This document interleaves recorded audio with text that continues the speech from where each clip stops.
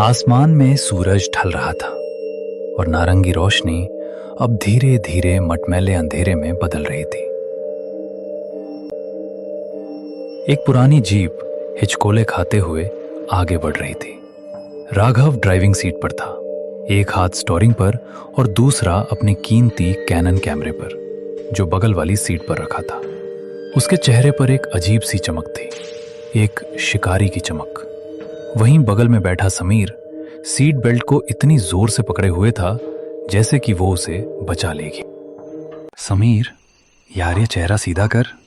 तू ऐसे बैठा है जैसे हम फांसी के फंदे की तरफ जा रहे हैं, जबकि हम सिर्फ एक मास्टरपीस शूट करने जा रहे हैं। मास्टरपीस? भाई, इसे लोग मौत का कुआं कहते हैं। तूने सुना नहीं गांव वालों ने क्या कहा?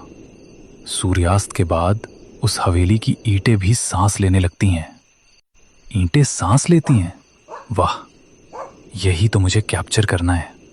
सोच, अगर मैंने उस हलचल की एक भी फोटो खींच ली तो इंटरनेशनल फोटोग्राफी अवार्ड मेरी जेब में होगा। और तू बस डरता रहे। डर की बात नहीं है राघव, ये समझदारी है। हम बचपन से दोस्त हैं और तेरी इसी निडरता ने मुझे न जाने कितनी बार मुसीबत में डाला है। याद है वो स्कूल का पुराना स्टोर रूम? 3 दिन तक सस्पेंड हुए थे हम। और ये भी याद कर कि उस स्टोर रूम में हमें वो पुरानी फुटबॉल मिली थी जिससे हमने पूरा साल खेला। देख समीर, तू हमेशा से फट्टू रहा है, पर तू मेरा लकी चार्म भी है। तेरे बिना मेरी एडवेंचर ट्रिप अधूरी रहती है।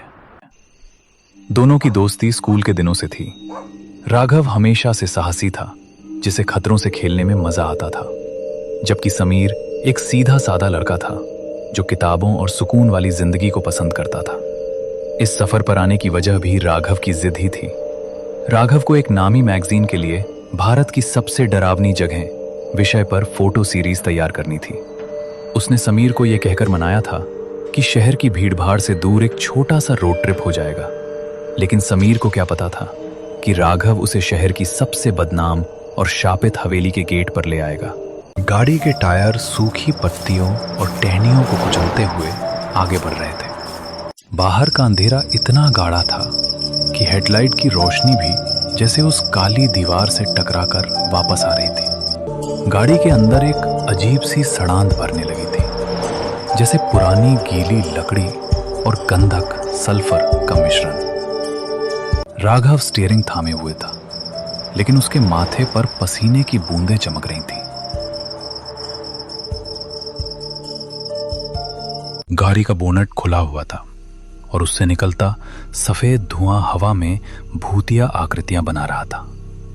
राघव बाहर खड़ा था, लेकिन उसे ऐसा महसूस हो रहा था जैसे हवा का तापमान अचानक कई डिग्री गिर गया हो।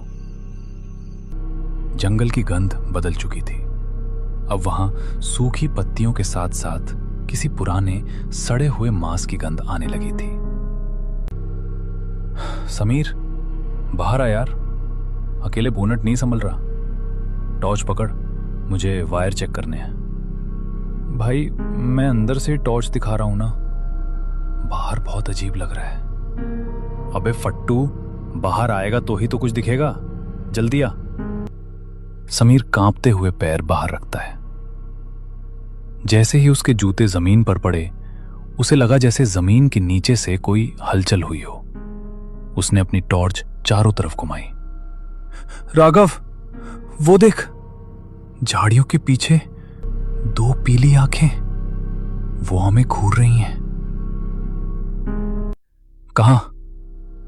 कुछ नहीं है मां, जंगली बिल्ली होगी या कोई सियार।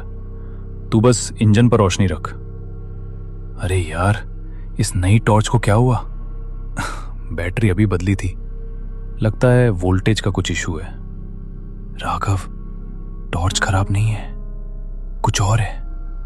देख, उस बरगद के पेड़ के पास वो साया, वो इंसान जितना लंबा है, लेकिन उसके हाथ जमीन तक लटक रहे हैं। तू पागल हो जाएगा समीर, वो पेड़ की परछाई है। राघव ने जैसे ही उस तरफ टॉर्च मारी, रोशनी वहां पहुंचती